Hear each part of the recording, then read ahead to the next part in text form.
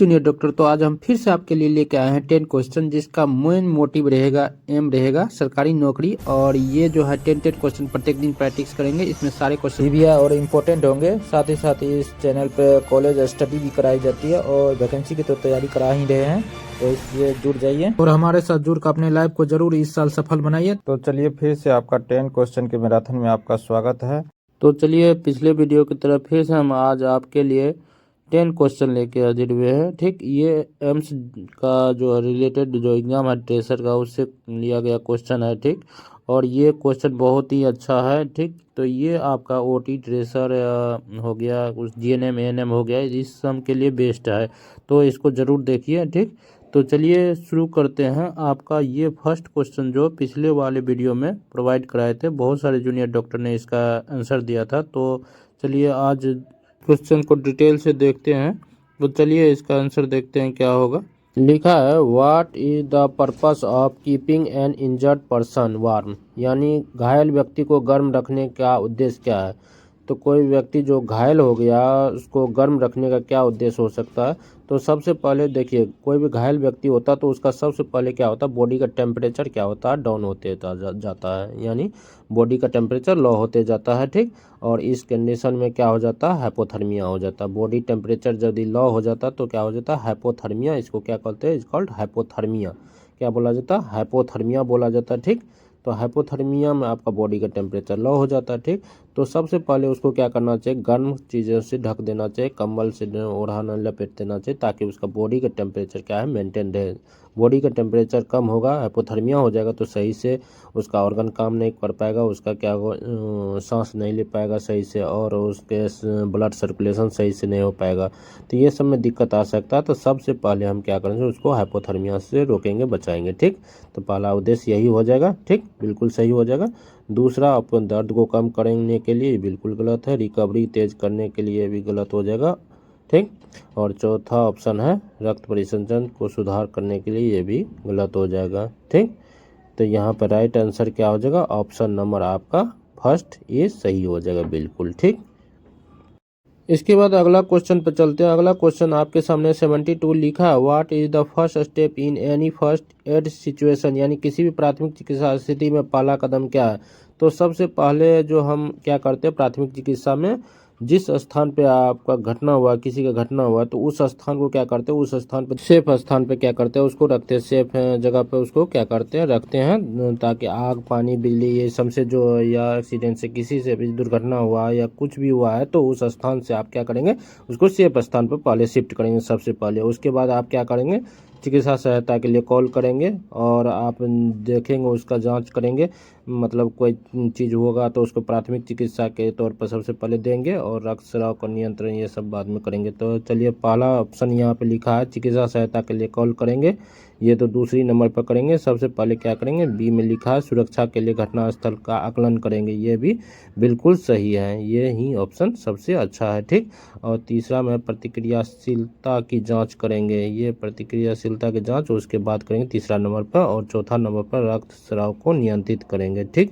तो ये आपका क्या हो जाएगा, तरह से चारों ऑप्शन हो जाएगा। तो फर्स्ट ऑप्शन आपका ऑप्शन नंबर बी हो जाएगा, तो right answer option number B हो जाएगा। ठीक, इसके बाद अगला क्वेश्चन आपके सामने है क्वेश्चन नंबर 73 लिखा है if a person in expensing heat extension you should, यानी यदि किसी व्यक्ति को गर्मी से थकावट महसूस हो रही है तो आपको क्या करना चाहिए। किसी भी व्यक्ति को गर्मी से थकावट महसूस हो रहा तो आपको क्या करना चाहिए उस स्थिति में। उस स्थिति में सबसे पहले उसको क्या करना चाहिए, आपको ठंडे जगह पर ले जाना चाहिए, ठंडे स्थान पर उसको लेटाना चाहिए, और उसको क्या करना चाहिए, बिठा के उसको ठंडा पे देना चाहिए, ठंडा चीज़ पिलाना चाहिए। ठीक, तो ये सब देना चाहिए, ये सब करना चाहिए। ठीक, तो चलिए ऑप्शन को देखते हैं, ऑप्शन में क्या क्या लिखा है।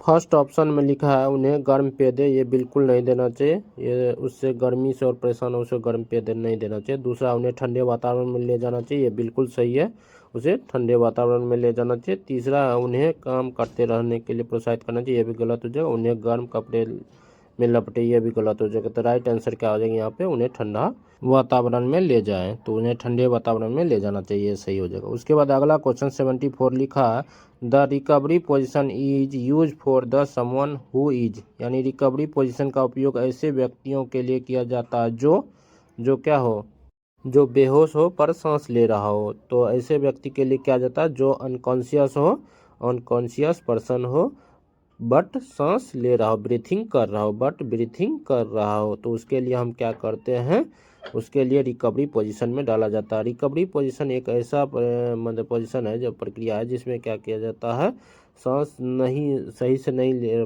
मतलब सांस ले रहा है पर बेहोश में है, तो उसमें क्या हो जाता है, रखा जाता है ताकि पेशेंट सही से रिकवर हो जाता है। ठीक, तो चलिए ऑप्शन में देखते हैं। लिखा है यहाँ फर्स्ट ऑप्शन है बहुत अधिक रक्तस्राव होना। बहुत अधिक रक्तस्राव होने से हम रिकवरी पोजीशन में नहीं रखेंगे। ठीक, इसमें क्या करेंगे, डायरेक्ट क्या करेंगे, प्रेशर अप्लाई करके इसको रोकेंगे। ठीक, दूसरा है बेहोश लेकिन सांस ले रहा हो, बेहोश लेकिन सांस ले रहा, तो ये बिल्कुल सही हो जाएगा। ठीक, और तीसरा है दौरा पड़ा, दौरा पड़ने वाले को तो रिकवरी पोजीशन में रखना ही नहीं चाहिए, तो ये बिल्कुल गलत है। रिकवरी पोजीशन यानी दौरा खत्म हो जाए तब रखना चाहिए, तो ये गलत हो जाएगा। तो चौथा है घुटन, घुटन के कंडीशन में भी रिकवरी पोजीशन में नहीं रखना चाहिए। घुटन के कंडीशन क्या होता है, दम घुटने लगता है इसमें, यानी आपके मतलब क्या हो रहा, एयर वे में कुछ फंस गया या कुछ हो गया, तो इस कंडीशन में बिल्कुल नहीं रखना चाहिए। और इस कंडीशन में आपको हेमलिज प्रक्रिया का शुरू करना चाहिए, देना चाहिए। ठीक, तो राइट आंसर इसका क्या हो जाएगा, ऑप्शन नंबर बी सही हो जाएगा। ठीक,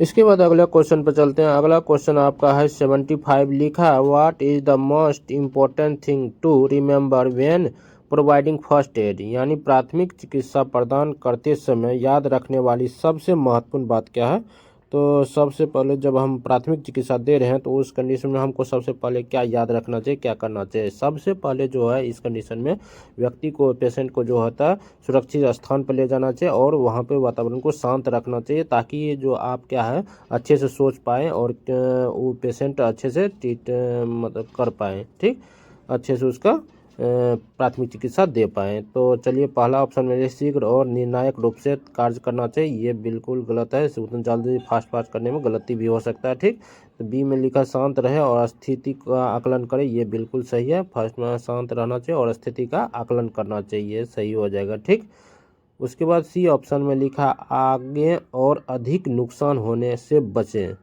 आगे और अधिक नुकसान होने से बचें, ये भी चलेगा, ठीक है, लेकिन उतना सही नहीं है। ठीक, के बाद डी में लिखा है to seek professional medical help as soon as possible, यानी बोल रहा है यथाशीघ्र पेशेवर चिकित्सा सहायता लेना चाहिए, तो ये बिल्कुल सही है, मतलब उतना सही नहीं है। सबसे पहले प्राथमिक चिकित्सा लेना चाहिए, उसके बाद यथाशीघ्र सहायता लेना चाहिए, तो ये गलत हो जाएगा। ठीक, तो यहाँ पे सबसे अच्छा राइट ऑप्शन क्या हो जाएगा, ऑप्शन नंबर बी हो जाएगा। बाद बाकी जो ऑप्शन है वो क्या हो जाएगा, गलत हो जाएगा। सबसे पहले क्या करना चाहिए आपको, शांत और स्थिति का आकलन करना रहेगा। बाद बाकी ऑप्शन ए और बी दोनों गलत हो जाएगा, सॉरी ए और गलत हो जाएगा और सी गलत हो जाएगा, डी गलत हो जाएगा। तो right answer option number B हो जाएगा। ठीक, इसके बाद चलते हैं अगला क्वेश्चन पर। अगला क्वेश्चन आपके सामने 76 लिखा है, why is importance to avoid moving an injured person unnecessary,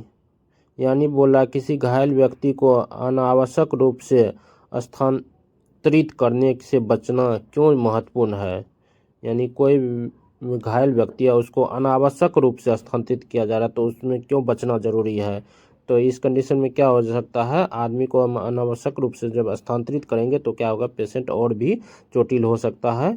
तो पहला ऑप्शन में लिखा है इससे अधिक और चोट लग सकता है, ये बिल्कुल सही हो जाएगा। ठीक, और दूसरा व्यक्ति को असहजता महसूस होगा, दूसरा लिखा है व्यक्ति को असहज कर सकता है, तो ये भी बिल्कुल सही हो जाएगा। ठीक, थर्ड ऑप्शन है यह चिकित्सा उपचार में हस्तक्षेप कर सकता है, तो ये भी बिल्कुल क्या हो जाएगा, सही हो जाएगा।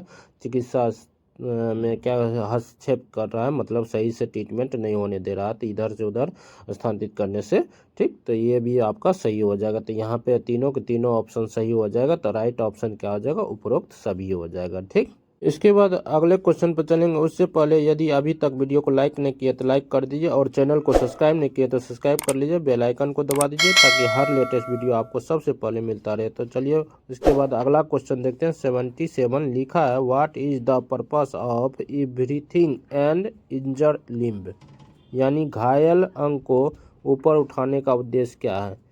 तो घायल अंग को ऊपर उठाने का क्या उद्देश्य होता है, तो इससे देखिए क्या हो जाता है, सूजन जो होता है कम हो जाता है, क्योंकि ब्लड जो सर्कुलेशन जो होता है वहाँ पे जाके जो जमा होता है वो क्या होता है, नीचे की तरफ क्या होता है, सरकने लगता है। तो इससे सूजन कम हो जाता है, स्वेलिंग कम आता है। ठीक, तो राइट आंसर आपका क्या हो जाएगा, ऑप्शन नंबर ए में लिखा, सूजन कम करने के लिए। तो ये बिल्कुल सही हो जाएगा। दूसरा है, घायल क्षेत्र को रक्त प्रवाह में सुधार करने के लिए। तो घायल क्षेत्र में रक्त प्रवाह सुधार करने, ये बिल्कुल गलत है। और दर्द से राहत के लिए ये भी गलत हो जाएगा। और चौथा है, संक्रमण को रोकने के लिए। तो ये भी ऑप्शन आपका क्या हो जाएगा, रॉन्ग हो जाएगा। ये तीनों चीज़ के लिए प्रॉपर नहीं किया जाता ऐसा।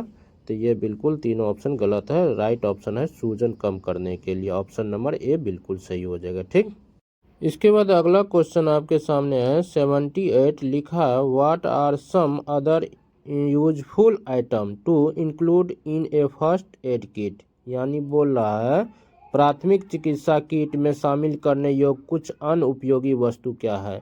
यानी कोई कुछ अन्य जो है, जिन अदर चीज़ को हम क्या क्या चीज़ को यूज कर सकते हैं, रख सकते हैं प्राथमिक चिकित्सा किट में, ताकि जो है इमरजेंसी कंडीशन में, आपात कंडीशन में हमको क्या मिले, उस सहायता प्रदान करें। तो इसमें क्या यूज कर सकते हैं, इम्पोर्टेंट इंस्ट्रूमेंट यूज कर रख सकते हैं। इम्पोर्टेंट जो बहुत ही नेसेसरी होता है आपात स्थिति में, इसमें रख सकते हैं वो चीज़ हमको। तो चलिए देखते हैं क्या क्या रख सकते हैं।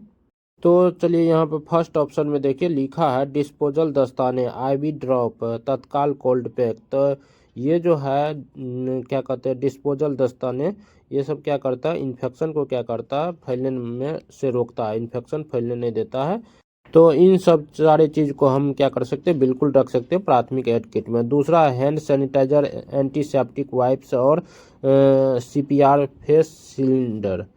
तो ये सारे चीज़ भी रख सकते हैं ताकि सीपीआर देने में हमको क्या हो, हेल्प मिले। सीपीआर जब सीपीआर हम करते हैं तो उस कंडीशन में हमको क्या करें, सीपीआर करने में हेल्प मिल सके। और सैनिटाइजर से इन्फेक्शन को रोक सकते हैं। तो ये बहुत ही ज़रूरी है। ठीक, ये सब भी रखना चाहिए।